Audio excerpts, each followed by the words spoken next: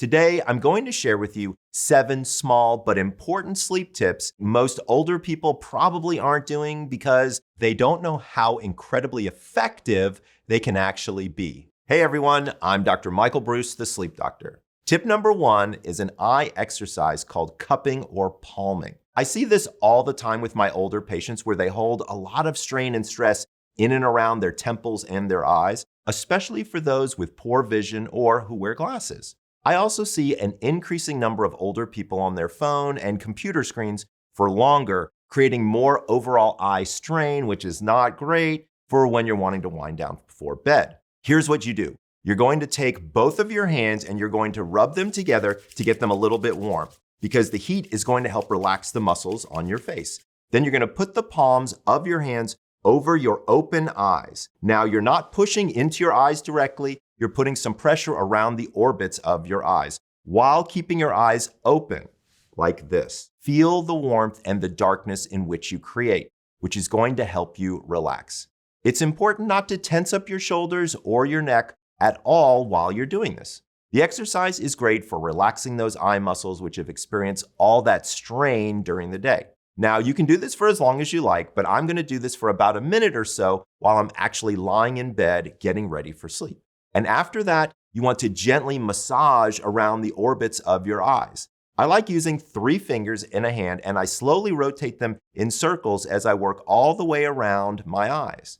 Nothing too intense here pressure-wise, and I don't want you to be tightening your eye muscles while doing this either. Just keep it nice and easy rotations. This is going to help with blood flow and loosen up some of those tightened muscles, which is going to further relax you before bed. Tip number 2 is using a warm compress, again, on your eyes. Now, this can be done in addition to the eye exercise and massage, or you can do this instead of those things. It really just depends upon your preference and whatever helps you relax the best. This is a great technique that will help reduce eye strain while improving blood circulation as well as hydration. If you want to keep things simple and quick, you can just use hot water and a towel. All you need to do is soak the towel and then wring out the excess water and gently apply it over your eyes. Now, you don't want the compress to be too hot, just a little bit warm to the touch. You can do this for 3 to 5 minutes while you lie in your bed or during your power down hour. Try not to do this longer than about 10 minutes. Amazon sells a bunch of different eye and face compresses as well as a variety of heated eye masks. Personally, I'd avoid any that sit too heavy on the actual eyelids. If you're looking for a more luxurious option, you can pick up something like the Manta Steam Sleep Mask, which has great pressure-free eye cups and can be heated up in the microwave. Several of my patients use this one almost every night and they love it. Tip number 3 is keeping your feet warm by wearing socks to bed. Now, hear me out. I know this one might be a bit controversial and it might not be for everyone, but keeping your feet warm can help you fall asleep faster and stay asleep longer. As we get older, we experience a reduction in blood circulation. The fat layer under our skin gets thinner and our metabolism slows down, making the body produce less internal heat. Warm feet are going to trigger something called vasodilation, which is blood vessel expansion. This is going to improve circulation, which will also trigger a better regulation of your core body temperature. Yes, I do think that slightly cooler temperatures in your bedroom promote better sleep quality, but wearing socks will help you prevent any temperature drops that might disrupt sleep during the night. If you don't like the feeling of socks in bed, I get it. What you can try instead is use a heating pad, or maybe take a warm foot bath as you're winding down. Before I share my next tip, if you enjoy this kind of sleep content, please give this video a like and go subscribe to the channel below. Doing so really helps the YouTube algorithm, and your support allows me to keep making this kind of content for you in the future. So do me a huge favor and go do that right now. I also want to mention that it is extremely critical for you to understand what your chronotype is if you want to start improving the quality of your sleep. If you don't know what that is, go take my sleep quiz to find out at chronoquiz.com. And if you're interested in learning even more about your sleep, I've got a website with tons of content, including sleep articles, product reviews, a shop, and even more. I'll leave a link below for both of those in the description. All right, tip number 4 is to try to sleep on your back if it doesn't cause you any pain.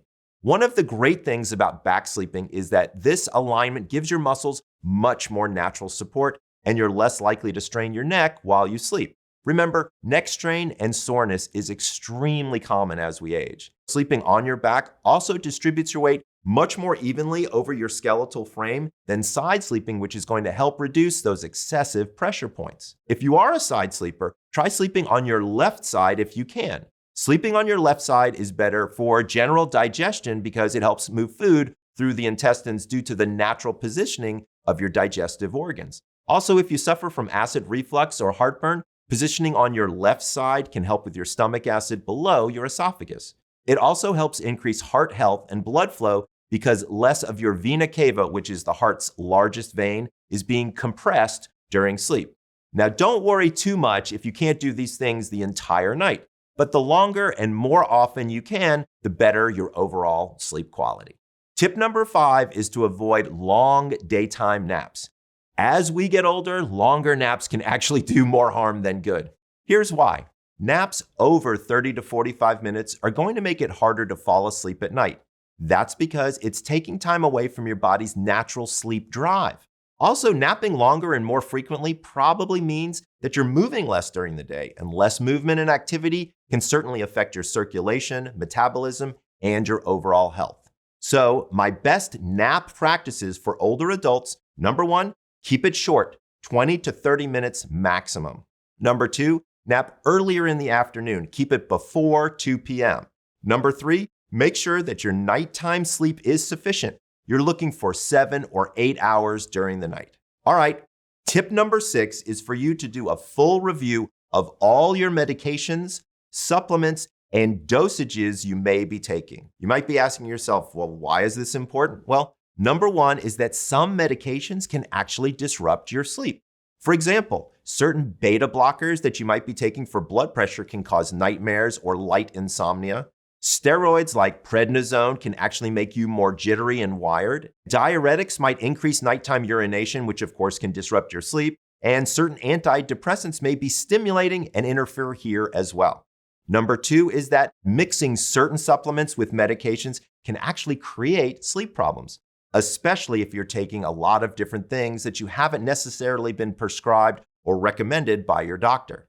The dosages and timing of when you take all these things also plays a huge role. So my recommendation is to, number 1, make a full list of all medications and supplements, including anything over the counter that you're currently taking. Number 2, check dosages and timing with your doctor or pharmacist. Number 3, ask about alternatives if a medication is causing a sleep issue. And number 4, monitor your sleep patterns as you make any adjustments to your medications. By doing a medication checkup, seniors can avoid unnecessary sleep disturbances and improve their overall rest and well-being. Finally, tip number 7 is to invest in a quality pillow. It sounds simple, but I know that many of you out there are sleeping on some cheap pillow that you've had probably for over 5 years. Or maybe you're one of those people who have to stack multiple flat pillows on top of each other because they no longer have the proper loft and support that your neck actually needs. Investing in a quality, supportive pillow is probably the easiest entry point to address minor sleep issues and any pain that you might be experiencing throughout the night. I might even go as far as to say that it's more essential than your actual mattress. You really should be using a pillow that optimizes spinal alignment as well as comfort and pressure support. I think the best overall pillow is something like an adjustable fill, shredded memory foam, or an equivalent material type. If you're a back sleeper, all you need to do is remove a little of the fill and make it a medium loft height. If you're a side sleeper, maybe you add a little more loft to keep your spine more on an even plane. I'd recommend investing at least $50, if not more, in your pillow. Last thing of note here, try before you buy. Most online retailers offer 30-night trial periods these days to ensure comfort and support. It's too easy not to do. If you have any other unique tips you'd like to share, put them down in the comments below. And please do me a favor, go and like this video and subscribe to my channel. I've got some really big videos I'm excited to share with you coming out in the next few weeks that you're not going to want to miss. If you want to learn more about how to fall back to sleep in the middle of the night or about the best supplements you should be taking as you age, go check out these videos here. All right, everyone, this is Dr. Michael Bruce, the Sleep Doctor, wishing you sweet dreams.